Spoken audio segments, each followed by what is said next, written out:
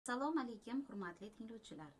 Men Maktabgacha ta'lim tashkilotlari direktor mutaxassislarini qayta tayyorlash va ularning malakasini oshirish instituti Maktabgacha va inklyuziv ta'lim metodikasi kafedrasi dotsenti Ro'ziyeva Shahnoza Mirsaidovna bo'laman.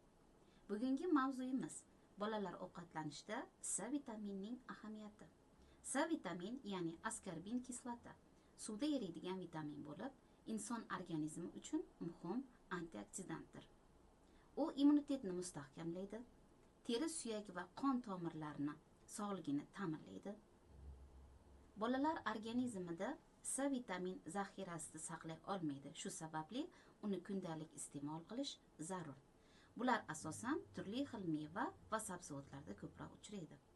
C vitaminining bolalar uchun foydasi: infeksiyalarga qarshi himoya tizimini kuchaytiradi. Tish milki va teri salomatligini saqlaydi. Temirni o'zlashtirishga yordam beradi. Yaralarni bitish jarayonini tezlashtiradi hamda suyak va to'qimalarning o'sishini rag'batlantiradi. C vitamin yetishmasligi oqibatlari: bolalarda tez charchash, holsizlik, immunitetning pasayishi.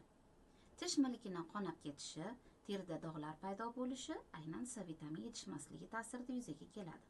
Ovqat hazm qilishining buzilishi, yaralarning sekin bitishi, og'ir holatlarda esa skorbut kasalligi paydo bo'lishi bilan kuzatiladi.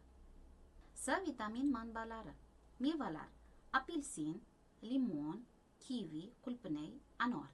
Sabzavotlar: karom, bulg'or qalampiri, pomidor, ismaloq. Yangi uzilgan meva sabzavotlardan vitamin miqdori ko'proq bo'ladi. Qaynatilgan yoki uzoq saqlangan mahsulotlarda C vitamin kamayadi. Maktabgacha ta'lim tashkilotlarida shu sababli taomlar 2 soatdan ortiq plitani ustida turish mumkin emas. Bolalar uchun C vitaminining kunlik me'yori 1 yoshdan 3 yoshli bolalar uchun 30 mg, 4 yoshdan 6 yoshli bolalar uchun 40 mg ni tashkil etadi. 7 va 10 yoshli bolalar uchun 45 mg bo'lishi lozim. 11 yoshdan katta bolalar 50-60 mg da C vitamin qabul qilish maqsadga muvofiq bo'ladi. Vitaminni tabiiy mahsulotlardan olish tavsiya etiladi. Hurmatli tinglovchilar, xulosa o'rinda aytishimiz joizki, C vitamin bolalar salomatligi uchun muhim o'rin tutadi. U immunitetni mustahkamlaydi, sog'lom o'sish va rivojlanishni ta'minlaydi.